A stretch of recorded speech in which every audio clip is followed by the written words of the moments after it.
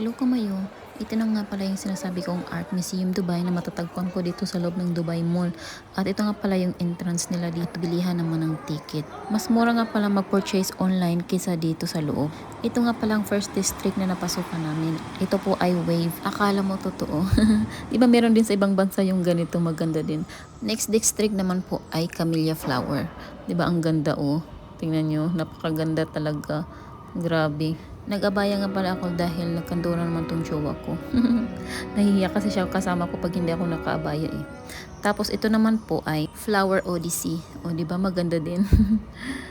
Nahiya pa nga yung isang babae ng pagpasok ko. Umalis agad siya. Pumunta nga pala kami dito nung Eid kaya madaming tao dito sa Dubai Mall. Grabe ang daming tao talaga. Pero dito sa loob ng Art Museum Dubai, konti lang po.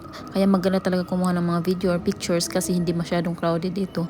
Nag-open nga po pala sila dito last February 19. Kaya hindi pa ganun kadami yung tao talaga dito. First time ko nga pala makahawak ng piano. Kaya nagtry ako, hindi naman ako marunong. Kaya yung do re mi na lang yung nanon ko pinapatugtog. Ito naman ay Waterfall Infinite. O, di ba? Ang ganda rin dito. O, yun nyo. Itong ano nga pala, itong Art Museum Dubai, para rin siyang Aya. Maganda din siya. Yung Aya naman ay matatagpuan po doon sa Wafi Mall. Tapos next naman ay ang beach. Beach Aurora po ito. O, di ba? Ang ganda din. Nakakatuwa talaga. Buti nang pumunta kami, konti lang yung tao. Kaya sabi ko rin sa boyfriend ko, ayan, kuha naman niya ako ng video. Next district naman ay ang Jungle Glow. Dito rin po nakakatuwa kasi para po siyang may ano, katulad po niyan Tapos kukulayan niyo po yan or lalagyan niyo ang pangalan niyo. Tapos ilalagay niyo po siya sa scanner. Tapos ipi-play niya po yan. At ito na po ang mangyayari Mag-a-appear na po dun sa screen yung yung nilagay niyo na yung napili niyo yung animals tapos na may pangalan niyo. Ayan. Ang cute, diba? Naglalakad-lakad lang sila. Go back and forth nga lang po yan hanggang po sa may maglalagay na po na iba. Mawawala na po yun kasi mapapalitan na ng iba. Tapos next naman po ay ang Romantic Thunder. Ang ganda-ganda talaga. Kinikilig talaga ako dito habang nagvo-voice over ako kasi grabe talaga. Parang ngayon ko lang siya na-appreciate na maganda pala talaga siya. Pero nung pinuntahan ko siya, parang okay lang. Tapos ngayon naman na nasa video na siya, maganda pala. Late reaction. Next naman po ay ang garden. Napakalaki po nito. Tapos feeling ko iba-iba po yung dinidisplay nila sa screen. Pagpunta po namin doon ay paintings of Joseon po ang nakalagay sa screen. Pongsokwa, char. Kasi favorite ko pa naman ang historical ng Korean drama. Kaya kinikilig talaga ako habang kumukuha ako ng video na to. Kasi tingnan nyo naman, napakaganda.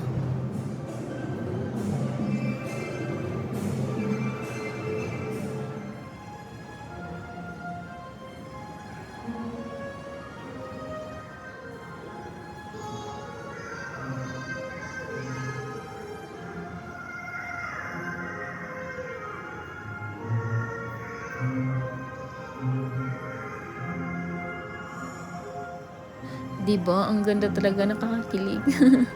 Sa akin lang yan na makaka-relate. At next naman po ay ang live canvas. Dito naman po ay same procedures naman po ito katulad kanina doon sa Jungle Glow.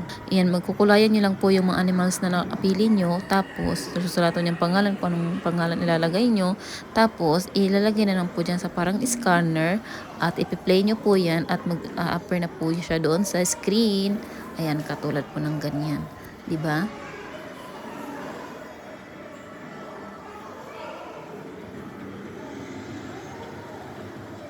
Wow, ang cute. Yan ang pangalan ko. Siyempre, tinabihan ko na din siya. Tapos, lilipat-lipat po nga pala siya ng screen. Tapos, parang, iba-iba po yung weather na mai-experience nyo. Sure. Dito naman, parang malamig na. Tapos, ang lakas pa ng hangin. Kawawa naman ang flamingo ko. Next naman, hindi ko lang siguro kalmado na siya dito. Parang okay na siguro yung pakiramdam niya. Kera niya na yung weather dyan. Tapos, next naman po ay papunta na po tayo sa T-bar. Galing po sa baba, aakyat lang po sa taas. Tapos, nandun naman po yung T-bar. Ang tea nga po pala ay worth 25 dirhams po. Pwede po kayong mag-purchase na doon sa pagbili nyo ng ticket or pwede pong dito na po mismo. Ganito naman po ang setup nila dito or ang ambience niya. Binibidyoan ko nga pala habang nag-aantay kami iserve yung aming tea.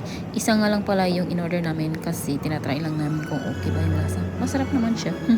Yun nga lang talaga dito Ganyan na lang po talaga siya. Pag ililipat nyo po yung tea nyo, ayan, lilipat din po yung mga flowers. Susundan niya po kasi kung asaan yung tea.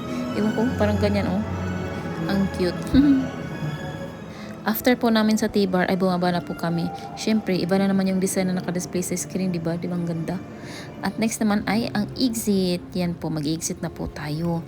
Tapos, dito nga po pala may nakasabit po sila na mga paintings or picture lang ba na nilagay dyan. Yung 4 pictures nga pala or paintings ay parang sa sa Korea nga po pala talaga siya. Tapos, ang last ay sa Las Vegas, USA na. At ito nga pala ang art shop. Dito naman po, pwede kayong bumili ng mga souvenirs na gusto nyo. Pero kami, hindi na po kami bumili ng mga souvenirs. Lumabas na nga rin pala kami ng art museum at ready to go na kami. Yun lang, bye kamayo. Sana nag-enjoy kayo sa video ko. Bye bye!